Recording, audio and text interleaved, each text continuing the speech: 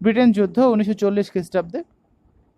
ইউরোপে হিটলারের অপ্রতিহত অগ্রগতিতে ব্রিটিশ প্রধানমন্ত্রী চেম্বারলেইনের বিরুদ্ধে বিরূপ প্রতিক্রিয়া সৃষ্টি হওয়ায় তিনি পদত্যাগ করেন। উইনস্টন চার্চিল ব্রিটেনের নতুন প্রধানমন্ত্রীর দায়িত্ব গ্রহণ করেন। চার্চিল ক্ষমতা গ্রহণের পর ব্রিটিশ পার্লামেন্টে বলেন, we shall fight on the bitches. German আক্রমণের পরবর্তী লক্ষ্য ছিল ব্রিটেন। বারবার ব্রিটেন আক্রমণের চেষ্টা করেও ব্যর্থ হন হিটলার। আল আমিন যুদ্ধ। হিটলার ইংরেজদের আফ্রিকা জব্দ করার ব্যবস্থা করেন। 1940 সালে ইটালিয়ান ও জার্মান বাহিনী ব্রিটিশ অধিভুক্ত মিশর আক্রমণ করে। দুর্ধর্ষ জার্মান সেনানায়ক মরুশিয়াল দ্য ডেজার্ট ফক্স খ্যাত ফিল্ড মার্শাল রোমেলের সামনে একের পর এক নাকানি চুবানি খেতে থাকে ব্রিটিশরা। এ সময় ব্রিটিশদের নেতৃত্বে আসেন কুশলী সমন্বয়ক মন্টগোমারি। যুদ্ধের মোড় ঘুরে যায়। এবার দুর্দিন দেখতে শুরু করে জার্মানরা। যুদ্ধের ফল বিপক্ষে যায় অক্ষশক্তির।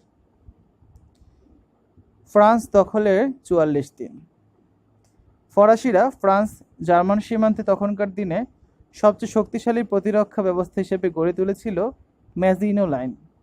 জার্মানির দুর্জয় পাঞ্জাব ডিভিশন সুকৌশলে এই ম্যাজিনো লাইন অতিক্রম করে সরাসরি ফ্রান্সের রাজধানী প্যারিসে গিয়ে উপস্থিত হলে মাত্র 44 দিনের মাথায় পতন ঘটে ফ্রান্সের। এ সময় ফরাসিদের ত্রাণকর্তার ভূমিকায় আবির্ভূত হন শার্লে দ্য গল।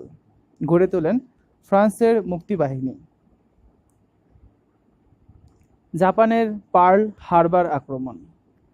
জাপানের মহাদেশীয় নীতি, জাপানস কন্টিনেন্টাল পলিসি এর প্রধান লক্ষ্য ছিল প্রতিবেশী দেশ কোরিয়া এবং চীনকে জয় করে পূর্ব এশিয়ায় আধিপত্য বিস্তার করা। দূরপ্রাচ্যের আধিপত্য নিয়ে জাপান ও মার্কিন যুক্তরাষ্ট্রের মধ্যে প্রতিযোগিতা ছিল। 7 ডিসেম্বর 1941 জাপান হাওয়াই দ্বীপের মার্কিন নৌঘাঁটি পার্ল হারবার আক্রমণ করলে যুক্তরাষ্ট্র মিত্রপক্ষের হয়ে যুদ্ধে যোগ দেয়। পার্ল হারবারে হামলার পরিকল্পনা করেন জাপানের অ্যাডমিরাল, পরবর্তীতে জাপানের সম্মিলিত বাহিনীর সর্বাধিনায়ক ইসোরোকু ইয়ামামোতো। হামলার পর মার্কিন প্রেসিডেন্ট রুজভেল্টের নির্দেশে যুক্তরাষ্ট্রে বসবাসরত লক্ষাধিক জাপানিজ আমেরিকানকে বিভিন্ন বন্দি শিবিরে অভ্যন্তরীণ করে রাখা হয়। নরম্যান্ডির ডি ডে ল্যান্ডিং। 1944 সালের 6 জুন ইউরোপের মূল ভূখণ্ড জার্মান দখলমুক্ত করার জন্য মিত্রবাহিনীর বিপুল সংখ্যক সেনা ফ্রান্সের নরম্যান্ডিতে অবতরণ করে। এই দিনটি ডি ডে হিসেবে পালিত হয়। এই সুবিশাল সামরিক অভিযানের নেতা ছিলেন মার্কিন সেনাপতি আইজেনহাওয়ার। জার্মানির আত্মসমর্পণ। ফরাসি ম্যাজিনো লাইনের বিপরীতে জার্মানরা ফ্রান্স জার্মান সীমান্তে করেছিল দুর্ভেদ্য সিগফ্রিড লাইন। মিত্রবাহিনীর সিগফ্রিড লাইন তছনছ হয়ে যায়। বার্লিনের পতন ঘটে। যুদ্ধক্ষেত্র থেকে পালিয়ে যাওয়ার মতো কাপুরুষ অ্যাডলফ হিটলার ছিলেন না। তার কাছে যুদ্ধই জীবন, যুদ্ধই সর্বজনীন। 30 এপ্রিল 1945 আত্মসমর্পণ বার্লিনের ফুয়েরার বাচ্চারে সঙ্গীক আত্মহত্যা করেন। 1945 জার্মান বাহিনী মিত্রবাহিনীর কাছে নিঃশর্ত করে। এই দিনটি ভিই day, victory in Europe day হিসেবে উদযাপিত হয়। মিত্রবাহিনীর কাছে জার্মানির আত্মসমর্পণ দলিলে স্বাক্ষর করেন জার্মান জেনারেল আলফ্রেড জাত। হিরোশিমা ও নাগাসাকি ট্র্যাজেডি। জার্মানি যুদ্ধে আত্মসমর্পণ করলেও জাপানের সম্রাট হিরোহিতোর বাহিনী ছিল নাছোড়বান্দা। তারা সমান তালে লড়ে যাচ্ছিল মিত্রবাহিনীর বিরুদ্ধে। এ সময় মানুষের ইতিহাসে সবচেয়ে ন্যাক্কারজনক ঘটনার নজির স্থাপন করে যুক্তরাষ্ট্র।